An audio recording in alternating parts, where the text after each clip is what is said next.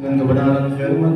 Sampaikan apa yang harus kau sampaikan Tuhan dalam hamba, supaya kami boleh mengalami berkat Tuhan yang dahsyat dalam hidup kami di hari ini. Pakai kami semua, urapi kami semua Tuhan, baik hamba maupun semua jemaat yang mendengarkan. Kami akan merasakan berkat yang dahsyat dalam ibadah ini Tuhan. Terima kasih Bapa, terima kasih, kami siap mendengarkan kebenaran firman Tuhan. Yang siap mendengarkan kebenaran firman Tuhan, sama-sama katakan amin. Amin. Silakan duduk Bapak Ibu Saudara yang kasih dalam Tuhan. Salam sejahtera buat kita semua. Shalom. Puji nama Tuhan, kita sangat bersyukur kepada Tuhan hari ini kita boleh kembali ada di minggu pertama. Di hari Minggu kita beribadah kepada Tuhan, kita bersyukur. Nah, terasa Bapak Ibu Saudara kita sudah mulai masuk di pertengahan tahun ya, sudah di bulan kelima ya. Tentu saya mengerti banyak sekali tantangan yang kita alami pergumulan. Tapi satu hal kita tahu Bapak Ibu Saudara, bahwa Tuhan kita adalah Allah yang senantiasa selalu menyertai kehidupan saya dan saudara. Yang percaya katakan amin. Haleluya. Ya puji Tuhan Bapak Ibu Saudara, saya rindu kita sama-sama membuka firman Tuhan. Ya karena kita masih dalam suasana kebangkitan yang kebangkitan Tuhan Yesus ya. Jadi baik buat kita untuk tetap merenungkan tentang peristiwa-peristiwa kebangkitan Tuhan. Mari kita buka bersama-sama Yohanes 21 ayat yang ke-15 sampai ayat yang ke-19. Kita akan baca secara bergantian Bapak Ibu Saudara. Saya ayat 15, saudara ayat 16, dan di ayat 19 kita akan baca bersama-sama. Lembaga Alkitab memberi judul Gembalakanlah domba-dombaku. Sesudah sarapan, Yesus berkata kepada Simon Petrus, "Simon anak Yohanes, apakah engkau mengasihi aku lebih daripada mereka ini?" Jawab Petrus kepadanya, "Benar Tuhan, engkau tahu bahwa aku mengasihi engkau." Kata Yesus kepadanya, "Gembalakanlah domba-dombaku."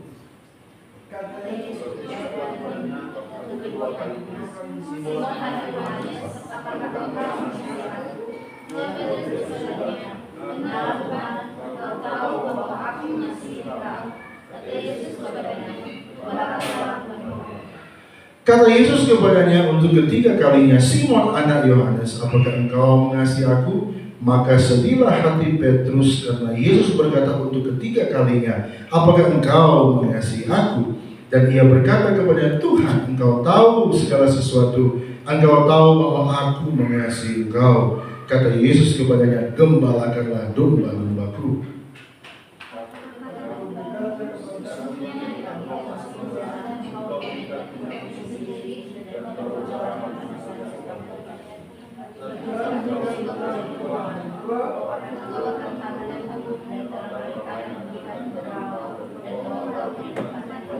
Kita baca bersama-sama. Dan hal ini dikatakannya untuk menyatakan bagaimana Petrus akan mati dan memuliakan Allah. Sesudah mengatakan demikian, ia berkata kepada Petrus, "Ikutlah aku." Ya puji Tuhan, ini cerita yang sangat menarik Bapak Ibu Saudara. Jadi dalam percakapan ini, ya Tuhan Yesus secara khusus berbicara kepada Petrus, ya Rasul Petrus. Ya, kita tahu bersama peristiwa ini kalau saudara baca dari pasal ayat pertama, kita akan menemukan Bapak Ibu Saudara ternyata ini kali ketiga Tuhan Yesus berjumpa dengan murid-muridnya.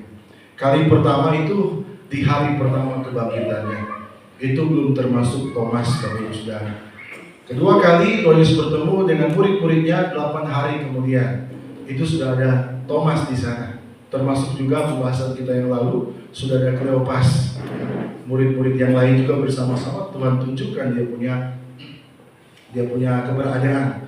Dan yang ketiga kalinya ya seperti yang kita baca di Danau Tiberias Bapak Ibu Saudara, Tuhan Yesus berjumpa dengan mereka. Dan sebelum Tuhan Yesus bercakap-cakap dengan Petrus, Tuhan Yesus mengajak mereka untuk sarapan pagi. Yang dikatakan di ayat 15 ya, sarapan ya. Breakfast atau biasa orang bilang smokol. Ya, Tuhan Yesus setelah mereka makan bersama, Tuhan Yesus mengajak ini Petrus untuk bercakap dengan Tuhan Yesus ya. Sebelum kita masuk pada teks firman Tuhan ini untuk kita bahas, saudara. Saya ingin membahas sedikit tentang Petrus. Siapa Petrus, saudara? Kita semua sudah tahu. Petrus itu dia punya nama sebenarnya adalah Simon. Ya. Dahulu Bapak Ibu Saudara, sebelum dia jadi murid Yesus, Petrus ini adalah seorang apa, saudara? Nelayan. Dia seorang nelayan biasa. Tapi Petrus ini mengalami perubahan hidup yang luar biasa ketika dia mengalami perjumpaan dengan Yesus.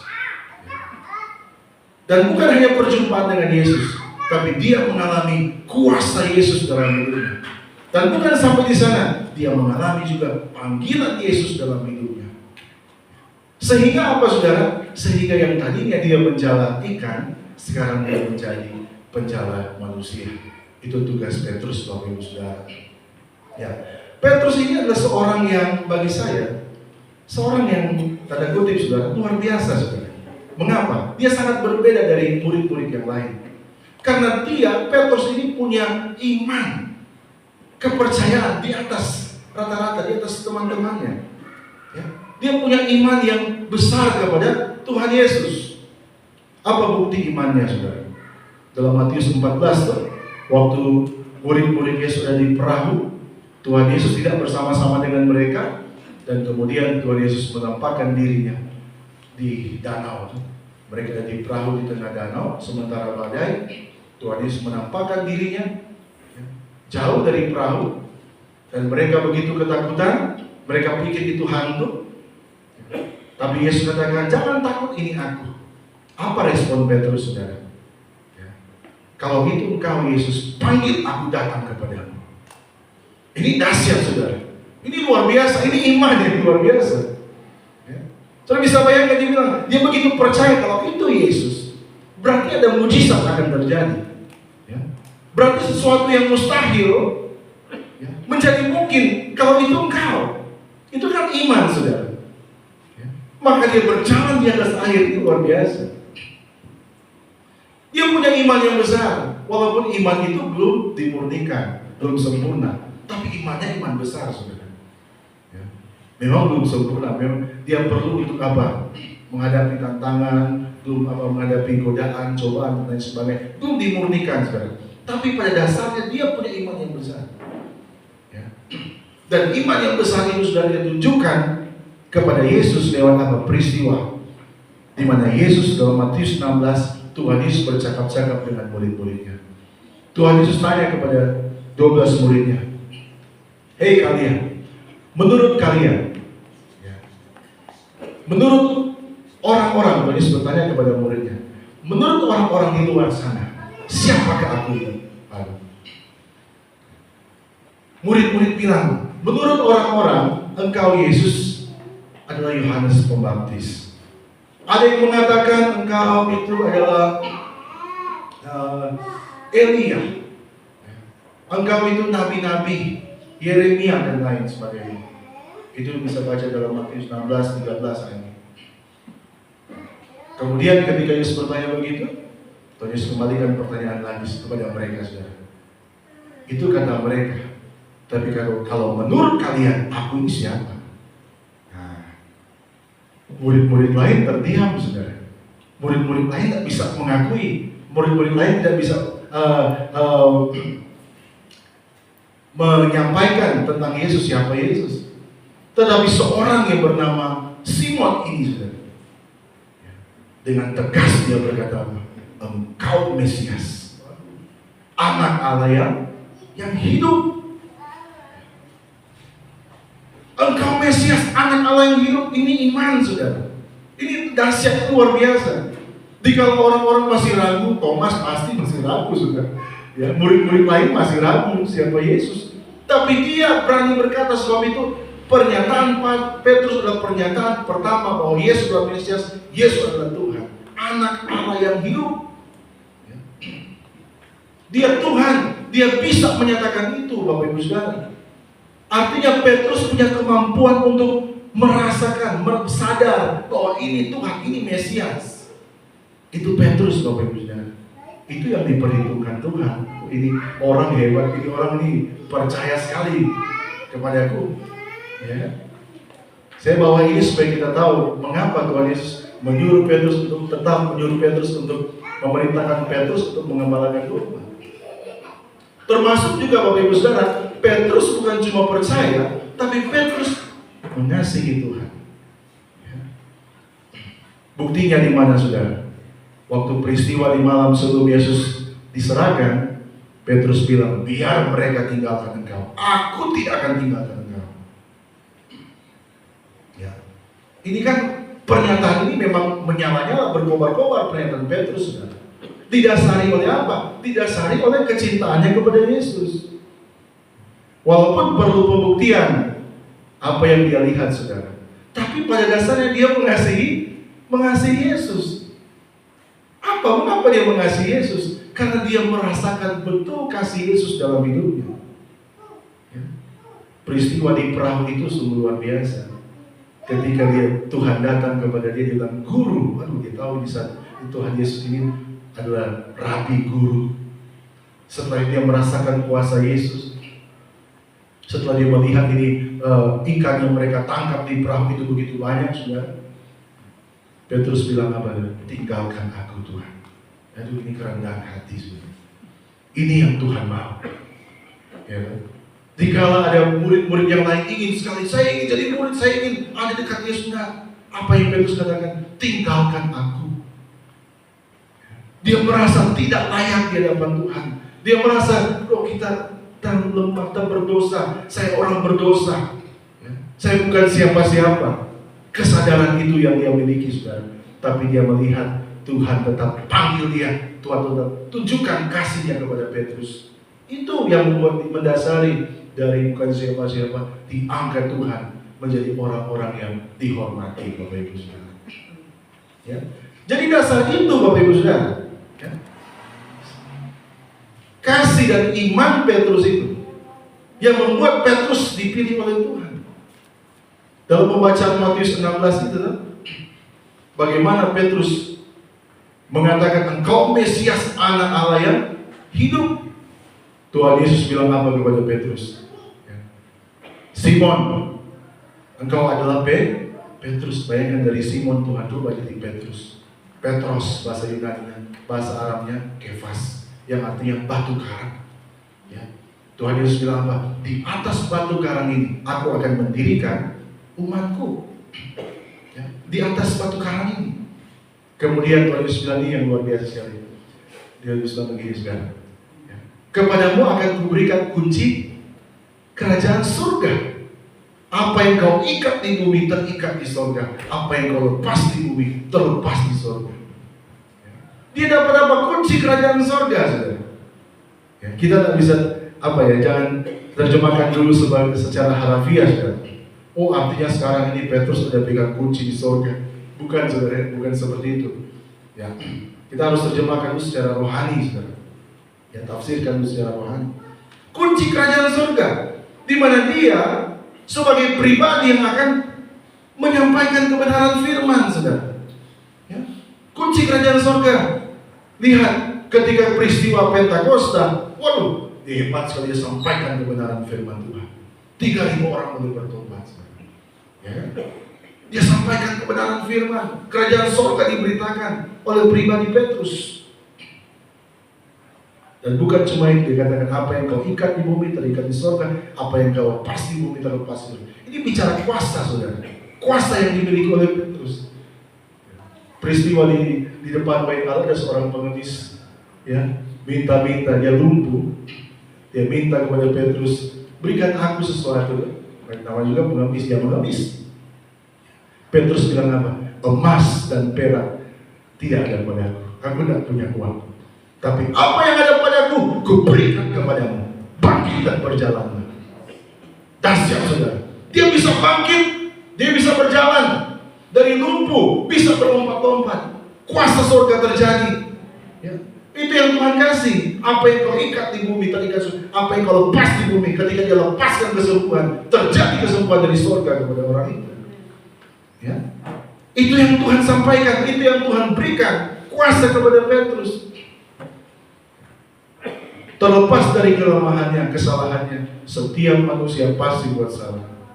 Ya. Dia boleh menggebu-gebu saudara, tapi dia menyangkal Yesus 3 kali. Ya. Bagi saya kalau bilang kesalahan, semua orang pasti salah. Bahkan murid-murid Yesus juga yang lain meninggalkan Yesus kan. Itu hanya karena Petrus ada di bait Allah. Dapat tolong saudara dengan pertanyaan. Petrus diangkal. Pasti murid-murid yang lain juga sama kalau ada di posisi Petrus. Tapi murid-murid yang lain lebih parah bagi saya. Mereka ada di bait Allah lihat Yesus. Terus lari semua saudara. Tapi Petrus masih ikut-ikut dari belakang. Karena kecintaan Petrus itu. Ya. Dia masih ikut dari belakang saudara. Lihat tuh ketika Yesus mati, waktu diturunkan dari salib, siapa yang menurunkan Yesus? Apakah murid-muridnya? Ya, dan saudara. Nikodemus adalah bermohon Pak Pilatus dengan Yusuf Arimatea yang turunkan Yesus. Jadi Bapak Ibu Saudara, ini yang mendasari saya sampaikan tadi dalam pembacaan firman Tuhan kita dalam Yohanes 21 ayat 15 tadi. Tuhan Yesus tetap memilih Petrus untuk apa? Mengembalakan domba-domba, mendapatkan tugas khusus bagi Petrus. Karena Petrus ya, di antara teman-teman yang lain dia paling percaya Yesus, yang paling berkobar-kobar menyala-nyala ya di dalam Tuhan. Itulah saudara. Kita baca tadi 3 kali Tuhan Yesus bilang, sampaikan ya, gembalakanlah domba-dombaku, gembalakanlah domba-domba Tuhan. Ini tugas mulia saudara. Ini tugas yang diberikan kepada Petrus 3 kali. Bayangkan Tuhan Yesus bilang, gembalakanlah domba. Tugas khusus ya. Menggembalakan domba-domba Tuhan itu bukan hal yang mudah saudara. Kalau kita baca dalam terjemahan baru jilid 2 saudara, paling terbaru terjemahan Lembaga Alkitab Indonesia, dikatakan begini, peliharalah domba-dombaku. Yang kedua kali, gembalakan domba-dombaku. Yang ketiga kali, pelihara domba-dombaku. Jadi 2 kali pelihara. Kata pelihara itu artinya jaga. Ya. Pastikan mereka sehat, pastikan mereka dalam keadaan baik. Rawat, gembalakan, pimpin kepada jalan yang benar. Itu tugas gampang, memang gembala. Mudah enggak? Susah. Memastikan tetap dalam Tuhan, tetap dalam keadaan baik. Ya. Itu pekerjaan yang sulit Bapak Ibu Saudara. Bahkan penuh tantangan. Ya. Tantangannya apa? Di akhir ayat 19 tadi Saudara. Ayat 18. Bagaimana dia akan mati? Aku berkata kepada sesungguhnya, ayat 18. Ketika kau muda, kau akan mengikat pinggangmu sendiri dan engkau akan berjalan kemana engkau kehendaki. Tapi jika engkau sudah menjadi tua, engkau akan mengulurkan tanganmu dan orang lain akan mengikat engkau dan membawa engkau ke tempat yang tidak kau kehendaki. Ya. Ini berbicara tentang konsekuensi daripada mengikuti Yesus, melakukan kehendak Tuhan, mengembalakan domba. Banyak sekali tantangan kehidupan, bahkan di akhir dia akan apa? Mengalami penderitaan juga.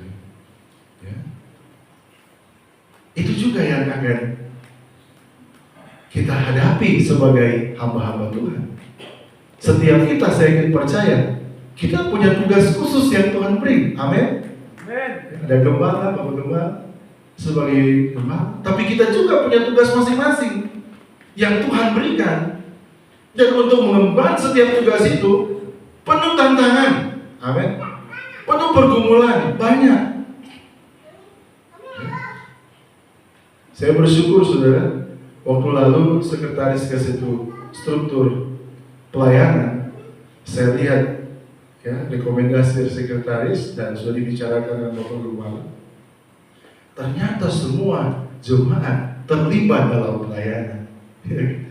Ya. Nggak ada yang cuma biasa saudara, nggak ada ya, semua ada di dalam struktur. Ya. Gereja mengajarkan untuk melayani Tuhan. Ya, tugas-tugas diberikan, itu banyak sekali tantangan yang akan dialami, banyak sekali pergumulan.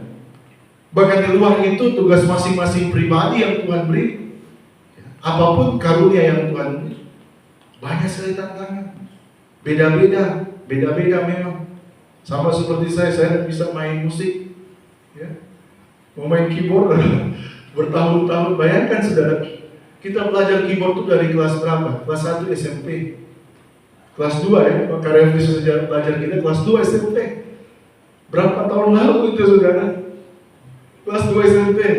Ya. Mama saya itu pagi datang di rumah. Saya ajar main saudara. Kunci-kunci semua, akord balik semua, ajar semua. Pandai mengyanda saudara. Giat sekali kita belajar, memang susah. Ternyata butuh karunia talenta dari Tuhan. Dan kita semua talenta masing-masing. Memang bisa belajar, tapi mungkin apa ya saudara? Nggak ada yang mustahil bagi Tuhan memang. Nggak ada yang mustahil bagi Tuhan. Tapi maksud saya, masing-masing Tuhan sudah beri setiap kita. Dan itu ada tantangan, ada pergumulan yang kita hadapi. Ya. Tugas yang diberikan kepada Petrus juga adalah bagian kita saudara. Baik ini secara umum maupun secara spesifik, secara khusus, setiap kita sebagai pemimpin rumah tangga juga sebagai gembala, ya, menggembalakan umatku. Domba-dombaku siapa domba-domba Tuhan? Orang-orang percaya. Ya. Orang-orang percaya. Siapa yang percaya dalam rumah kita, keluarga kita tentunya. Jadi Bapak Ibu Saudara, ini tugas Tuhan yang Tuhan beri. 3 kali Tuhan bilang tantangan yang berat. Ya. Tapi Tuhan bilang di awal saudara. Ternyata ada ketentuannya, ada syaratnya. Ada hal yang harus dia miliki dalam hidupnya. Ya, supaya dia bisa melakukan apa yang dikehendaki Tuhan. 3 kali juga Tuhan katakan, tanyakan kepada dia. Simon anak Yohanes. Iones atau bahasa Yunaninya, bahasa apanya saudara, bahasa apa ya? Ibraninya ya. Yunus, ya. Yohanes ini Yunus, Iones itu. Sebab itu dalam kitab lain dikatakan Simon anak Yunus. Ya, ini bahasa Greek. Simon anak Yohanes, apakah engkau mengasihi aku lebih daripada mereka ini?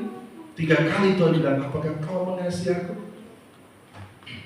Ternyata prinsipnya adalah saudara, supaya dia bisa mengembalakan domba, supaya dia bisa memimpin, prinsipnya dia harus mengasihi Tuhan. Ya. Mengasihi Tuhan 3 kali Tuhan sampaikan. Artinya ini penekanan yang luar biasa. Di kitab Israel, di kitab Taurat itu kalau 3 kali bilang, berarti itu memang sebuah ketetapan yang memang harus.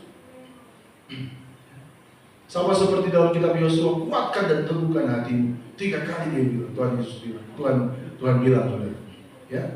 Artinya ini merupakan satu prinsip supaya kita bisa melakukan segala tugas. Dasarnya adalah kasih. Dasarnya bukan yang lain, dasarnya bukan kehebatan, bukan kekuatan, bukan kepintaran, bukan. Ya. Dasarnya bukan karena ada dampak dalam kehidupan kita, dampak jasmani, bukan. Tapi dasarnya sungguh Tuhan Yesus mau sampaikan ini 3 kali. Dasarnya kita melayani Tuhan, apapun bagian pelayanan kita adalah mengasihi Tuhan. Ya. Mengasihi Tuhan saja. Mengapa mengasihi Tuhan, Bapak Ibu Saudara? Karena kalau kita mengasihi Tuhan, pasti kita akan rela untuk berkorban. Sama seperti Yesus, dia mengasihi domba-dombanya, dia mau berkorban. Ya. Gembala yang baik memberikan nyawanya bagi domba-dombanya. Dia mau berkorban mati di kayu salib karena kasih. Demikian juga kehidupan kita. Kita mau melakukan kebenaran firman karena kita mengasihi Tuhan. Rela untuk berkorban. Lakukan dengan sukacita. Kalau kita mengasihi, pasti lakukan dengan sukacita. Beberapa bulan yang lalu mungkin saya dan istri pulang gereja itu. Saya ada pelayanan mimbar waktu itu sudah. Terus kemudian kami di hari Minggu terus pergi acara mengalu di Tondano sudah. Dan setelah itu kami memang punya rencana menginap karena ada libur hari Senin, Selasa itu pada libur. Jadi orang sekeluarga ya, berencana untuk menginap di Binangun, Manado. Terus ikuti acara di Tondano, terus pergi di Manado. Sampai di rumah Manado juga, ternyata tuh kunci rumah lupa sudah. Tak tinggal tuh kunci rumah. Terus coba cari-cari di motornya, nggak ada, di tas-tas. Bahkan itu dashboard tuh 5 kali kita lihat, Nggak ada. Ya. Kita berharap Tuhan ada juga Tuhan. So beriman ada juga. Berharap terjadi mujizat dari tidak ada jadi ada. Mungkin ya keselip di mana saudara? Ya terbuka ulang di tangan begini sudah nggak ada loh. Saya lihat semua ya bagaimana saudara? Ya. Tapi akhirnya saya bilang begini kepada istri saya, gini Jo, mau dipilih Martos Jo, ya. Pilih di Martos, saya bermain tuh anak-anak, nanti bapak ambil ulang tuh kunci di rumah. Karena orang kan sibuk-sibuk tuh, jadi memang kalau rencana memang seperti itu, jangan usahakan sekali terjadi dengan keluarga atau memang orang ada kepentingan di sana di hari Senin Selasa itu. Ya. Kita bilang oke. Istri saya bilang tuh, papa semua siksa, semua begini, pesan coba Grab. Iya, boleh kesan Grab, tapi kalau kan serahkan kunci di sini, kunci rumah, tak bisa. Akhirnya bilang, oh iya dah. Istri saya berulang kali bilang, tuh kartu, gimana? Terus dia bilang, apa? Ya. Papa kan boleh dengar firman di foto, boleh memuji Tuhan. Akhirnya jadi sudah. Jam 5 kira-kira atau setengah 6, dia langsung dimantus, terus kita pulang lama. Ya. Betul, jam 9 begitu, tak sampai di Manado. Baru mereka, tuh anak-anak baru main sudah, juta suara-suara. Saudara semua ada bermain. Pas-pas sudah. Ya. Saya bisa lakukan itu, saudara. Bisa berkorban, bisa berkorbankan seolah sekali ada pelayanan gereja, ikut acara full waktu itu. Tapi saya mau lakukan itu, kita mau pulang, nggak apa-apa, biar panjang. Ya. Karena apa? Karena dasarnya kan kasih, ya. Kasih kepada keluarga, kasih pada anak, rela untuk berkorban. Karena dasarnya adalah kasih. Karena saya mengasihi dua bocah ini saudara, ya, saya mengasihi tapi istri itu sudah tante mau balik pulang lebih jauh, ya. Rela untuk berkorban karena mengasihi. Itu kasih kepada manusia, apalagi kasih kepada Tuhan. Kita harus rela untuk berkorban, ya. Mengorbankan apapun yang Tuhan berikan. Ketika Tuhan bilang Roh Kudus jamah hidup kita untuk kita berkorban, ya lakukan saja. Saya beberapa kali saudara, kalau di toko itu ada hamba-hamba Tuhan yang datang. Ini cuma kesaksian. Datang bikin apapun saudara. Pas orang mau bayar, kita bilang dia coba langsung bayar. Bayar. Tadinya baru tawar tuh. Boleh kau tawar, ini barang berapa? Oh sekian. Oh begini juga, lupa ini mahal, gini. Ayo boleh dapat. Tapi setelah cerita, oh hamba Tuhan. Ya, nanti saya surprise bentar. Bentar keluar semua bayar ini kadang-kadang mahal, kadang-kadang harganya tinggi sudah. Dia dapat kau bayar.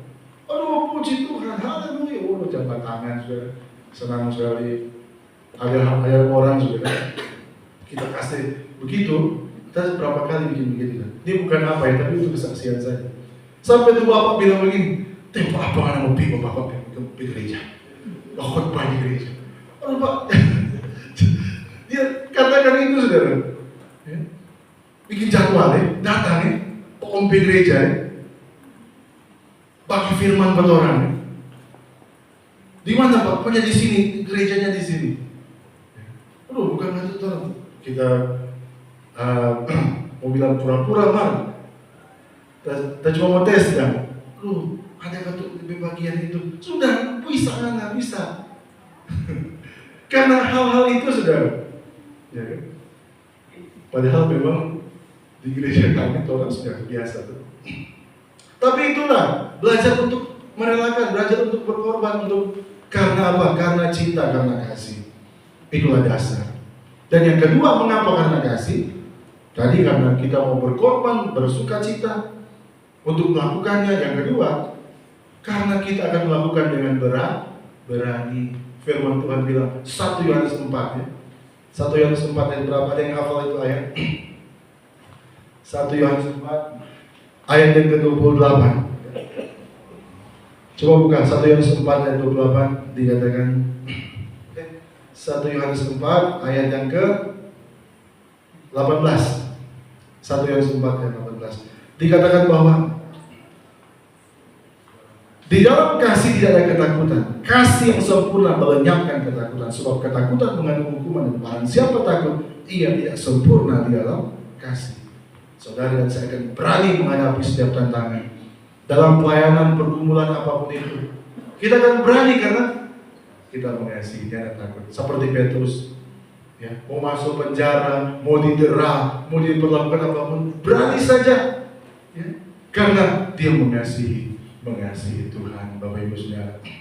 Ya, inilah pentingnya saudara, kasih itu. Ya, seperti apa kasih itu, Bapak Ibu Saudara, yang Tuhan mau? Matius 22, Matius 22 bilang, kasihlah Tuhan Allahmu, Matius 22 ayat 37, dengan segenap hati, segenap jiwa, segenap akal budi, segenap seluruh. Ya. Matius 10 ayat 37, ayat 38 di sana mengatakan, ya, jika kau mengasihi orang tuamu lebih dari mengasihi aku, kau tidak layak bagiku. Ya. Itu yang Tuhan mau, itu yang Tuhan minta. Dalam bahasa Yunani, bahasa asli saudara, dikatakan begini.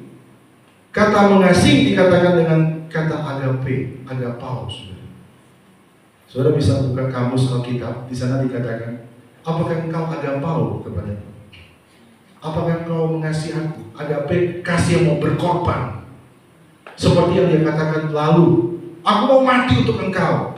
Tuhan Yesus tanya ulang, saudara, apakah engkau mau agape, kasih? Dalam kosakata Yunani kan kasih itu ada 4. Agape, phileo, storge, dan eros. Kalau Torah cuma kasih, ya kasih, sayang, cinta. Ya. Tuhan Yesus bilang itu saudara, itu yang Tuhan Yesus tuntut, kasih yang memberikan semuanya kepada Tuhan. Sebab itu dia katakan begini, apakah engkau mengasihi aku lebih, ayat 15, daripada mereka ini? Kita bisa terjemahkan begini, apakah kau mengasihi aku? Yang pertama ya saudara, lebih daripada mereka mengasihi aku. Nah itu pertama, pengertian pertama. Dia katakan, ya aku mengasihi kau. Betul, untuk dipilih Tuhan, dia harus mengasihi Tuhan lebih dari apapun. Sama seperti Daud, dipilih dari kakak-kakaknya karena apa? Dia yang paling mengasihi Yesus, dan mengasihi Tuhan. Yang kedua, pengertian kedua, apakah engkau mengasihi aku lebih daripada mereka ini? Kata mereka ini, Bapak Ibu Saudara, dalam bahasa Greek ya, bahasa Yunani, disebut dengan kata toton. Apa itu toton? Toton itu memiliki makna yaitu persons or things. Ya. Persons itu artinya orang-orang atau benda-benda. Artinya begini, apakah engkau mengasihi aku lebih dari kau mengasihi mereka? Ya. Ini sinkron dengan firman Tuhan Matius 22. Engkau harus mengasihi aku lebih daripada keluarga, lebih daripada anak, bahkan lebih daripada nyawa. Yang kedua berbicara tentang things, bicara tentang benda. Mereka ini bicara benda, bisa juga. Apakah engkau mengasihi aku lebih daripada perahu-perahu itu? Mengasihi aku lebih daripada ikan-ikan yang engkau tangkap itu? Kan mereka di laut Danau Tiberias. Tuhan Yesus bilang dari jauh, tebarkan jala di kanan. Mereka tebarkan jala, mereka dapatkan 153 ekor ikan. Ya. Apakah engkau mengasihi aku lebih daripada ini? Benda-benda ini, semua. Kita bisa terjemahkan secara umum ya, banyak hal. Artinya saya mau tangkap ini saudara, bahwa ini berbicara tentang bahwa kehidupan kita harus mengasihi Tuhan lebih daripada mengasihi apa. Amin Bapak Ibu Saudara. Ya, dasar kita melayani Tuhan, dasarnya semuanya Bapak Ibu Saudara. Jadi kebangkitan Tuhan Yesus itu ya, membawa perintah buat kita untuk kita melakukan setiap tugas pelayanan yang Tuhan beri. Tapi dasarnya bahwa kita harus sungguh-sungguh mengasihi Tuhan, ya, mengasihi Tuhan. Dan mengasihi Tuhan itu harus dibuktikan. Kadang-kala saya sudah orang kalau kita mengasihi Tuhan, saya sangat mengasihi Tuhan. Tapi kadang-kala kita ya bicara waktu, kita masih lebih banyak waktu di hal-hal yang lain daripada kepada Tuhan. Bahkan kadang-kala kita sudah ada Roh Kudus bilang berdoa, kita rasa tidak ada usah berdoa. Ya, mau bertemu dengan Tuhan dalam doa, dalam persekutuan, ada rasa lebih baik kita segini juga. Lebih baik kita mungkin buka sosial media. Padahal Roh Kudus berbicara dalam hati. Itu yang kadang-kala terjadi Bapak Ibu Saudara. Ya, yang kita belajar hari ini untuk makin kita bersekutu dengan Tuhan. Amin. Memberikan waktu, memberikan semuanya bahkan kehidupan kita. Ya. Yang kedua Bapak Ibu Saudara, saya mau bahas di sini tentang apa yang sudah saya bahas waktu lalu. Dalam pembacaan firman Tuhan ini, Tuhan Yesus 3 kali bertanya tentang mengasihi. Ini dalam tema saya mau sampaikan bahwa Tuhan Yesus mau menerima kita apa adanya. Ya. Ketika Yesus bertanya kepada Petrus, Tuhan Yesus bertanya 3 kali loh. Di dalam bahasa, saudara bisa buka di kamus Alkitab dalam Yohanes 21 ayat 15, 16 dan 17. Ada sesuatu yang aneh saudara kalau saudara baca. Mengapa saudara? Karena di situ Bapak Ibu Saudara, Tuhan bilang, Tuhan Yesus pakai kata mengasihi, Tuhan Yesus pakai dengan kata agape tadi saudara. Apakah engkau agape sama? Yang dijawab Petrus apa? Ya Tuhan, aku mengasihi engkau, tapi bukan mengasihi agape. Petrus tidak menjawab Tuhan Yesus dengan ya Tuhan, aku agape kepadamu. Tapi Petrus menjawab, aku pileo kepadamu. Itu kalau saudara bisa baca, sekarang Google banyak saudara. Kalau saya pakai Eastword, Pak Harold sampai nanti bilang, Bil, kenapa pakai ini Bil? Untuk kamus Alkitab, supaya bisa lebih jelas bahasa Ibraninya, bahasa Yunaninya. Ternyata saudara ada perbedaan. Di situ Tuhan Yesus bilang, apakah engkau agapao sama aku? Petrus bilang, iya Tuhan, aku pileo kepadamu. Aneh itu. Kedua kali lagi Tuhan Yesus katakan, apakah engkau agapao kepadaku? Petrus jawab, iya Tuhan, aku pileo kepadamu. Yang ketiga kali Tuhan Yesus menurunkan. Tuhan Yesus bilang, apakah engkau pileo kepadaku? Iya Tuhan, aku pileo kepadamu. Di sini saudara kita melihat bagaimana kasih Tuhan. Tuhan Yesus menuntut Petrus untuk apa? Mengasihi semuanya. Tapi Petrus tak bisa saudara. Petrus tak bisa kenapa? Petrus sadar bahwa dia tak mampu. Petrus masih dalam keadaan trauma. Petrus masih dalam keadaan penyesalan. Petrus masih dalam keadaan apa? Rasa bersalah, menyangkal Yesus 3 kali, bayangkan. Jadi dalam pikirannya saudaraku, gimana kamu jawab agape? Ya kan? Sama seperti saudara, coba orang berbuat saya pernah berbuat dosa kecil atau besar. Setelah kita sadar, berani nggak kita bilang, Tuhan, aku mengasihi Engkau? Pasti kita akan sadar bilang, Tuhan, inilah aku Tuhan, inilah keberadaanku. Ya kan? Pernah kan berdoa begitu saudara? Kita mau bilang kamu mengasihi Tuhan, baru kita seberapa kali menyakiti hati Tuhan. Inilah aku Tuhan, keberadaanku. Ternyata aku belum bisa. Kalaupun aku bilang ya cuma di mulut, buktinya waktu aku gak bisa berikan. Buktinya semua enggak. Ya. Jadi kadang-kadang kita juga mengalami kesadaran yang sama seperti Petrus kan. Petrus bilang, aku pilih kepadamu. Tapi di sini kasih Tuhan yang luar biasa. Tuhan bilang apa? Yang ketiga kalinya, iya tuh. Apakah Petrus anak Yohanes, apakah engkau pilih kepada? Seakan-akan Tuhan Yesus menurunkan. Dia punya apa?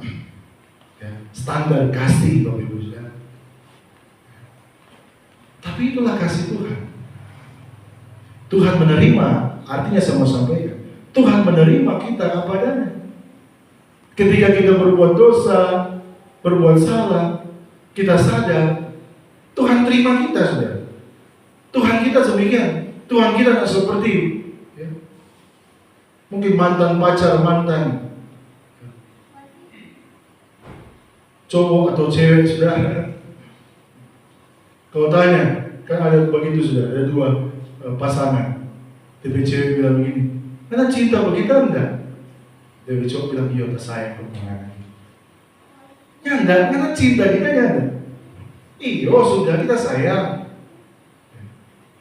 Bagaimana perasaannya? Tanya cinta, jawabnya cuma sayang. Ya kan? Itu jengkel toh, itu pasti toh, putus sudah dulu. Sama seperti saya pernah lihat nonton saudara. Sudah lama sudah, tapi baik. Ada tuh cowok, dia lagi nongkrong di DP teman-teman. Terus kemudian DP cewek datang. Saya gini. Setelah DP cewek ini berinteraksi dengan dia punya pacar ini, DP pacar ini, DP teman-teman laki-laki. DP cewek bilang begini sudah, love you. Tuh cowok gak balas kuat. Cowok cuma bilang begini, Karena tuh cowok malu pada teman-teman. Mau bilang ya love you, DP cowok malu mau bilang. DP cewek balikan, DP cowok bilang love you. Tuh cowok bilang love you. Akhirnya sudah dibilang love you. Terus DP teman tertawa agak lagi sudah. Bucin ya. Dan tanya dia tidak jawab saudara. Karena dia cuma malu dengan teman-teman, ya kan? Itulah saudara. Nanti saudara bisa baca dengan apa percakapan Yesus dengan ini, ya. Sekali-sekali kita orang boleh belajar lewat bahasa aslinya, supaya kita bisa mendapatkan makna lebih dalam lagi. Ya. Tuhan Yesus tanya, apa kan kau agapau? Dia cuma jawab video. Akhirnya Tuhan Yesus akan menurunkan dia punya standar. Ya. Tapi Tuhan Yesus mau sampaikan, supaya dia menerima. Tuhan Yesus mau menerima keadaan dari Petrus. Ya. Ini terkait juga dengan Roh Kudus yang belum secara penuh. Tapi Bapak Ibu Saudara, kita jangan terus ada dalam keadaan itu. Jangan terus dalam keadaan, oh iya kita suka gini ya, memang cuma begini. No. Lihat Petrus ketika Roh Kudus berkuasa atasnya, dia makin dahsyat. Dia rela di penjara. Ya. Ternyata dia agapau kepada Yesus. Bahkan dia mati, Bapak Ibu Saudara, menurut sejarah. Dia mati di Roma. Ya. Dia mau disalibkan. Dia rela disalibkan. Tapi dia bilang, biarlah, aku tidak layak. Kasih bobal itu salib. Ya. Dia rela memberikan. Ya. Sama juga dengan kehidupan kita. Kadang-kadang ingat betul kita saat ini begini kita pikirkan. Kita cuma bisa berikan ini. Kasih kita belum sempurna. Tapi kita harus tetap menuju kepada dua perkataan Yesus tadi. Apakah engkau agapau kepada itu 2 kali? Karena itu standar Tuhan Yesus. Bahwa kita mengasihi Tuhan lebih dari apapun, memberikan semuanya kepada Tuhan Yesus. Itulah Bapak Ibu Saudaraku yang kasih dalam Tuhan. Pelajaran yang saya mau sampaikan kepada kita semua dalam pemberitaan firman Tuhan, di mana kita punya tugas. Jadi kebangkitan Yesus bukan cuma center, cuma kita terus kita dapat berkat, kita dapat semuanya, kita berjalan dengan puasa, kita berjalan dengan ini, kita diberkati. No, tapi kita juga punya tugas pelayanan. Masing-masing kita, apakah di gereja, dalam kehidupan kita, semua karunia yang Tuhan beri. Dan itu semua nyata ringan, berat, susah, banyak tantangan. Tapi kalau dasarnya kasih kepada Tuhan Yesus, kita berani melakukan. Kita dengan sukacita mau berkorban untuk Tuhan. Dan kemudian Bapak Ibu Saudara, ingat bahwa sekalipun kita jatuh, Tuhan menerima kita. Tapi kita bangkit untuk menerima panggilan Tuhan. Bangkit untuk menjawab pertanyaan Yesus buat masing-masing kita. Apakah kau mengasihi aku? Dan kita menjawab hari ini, saudara, aku mengasihi kau Tuhan Yesus. Pakailah aku, ini aku. Utuslah aku untuk melayani engkau. Amin, Bapak Ibu Saudara. Puji nama Tuhan. Sampai di sini pemberitaan firman Tuhan. Saya mengundang tim musik pujian maju ke depan dan kita dalam persiapan untuk mengikuti perjamuan kudus.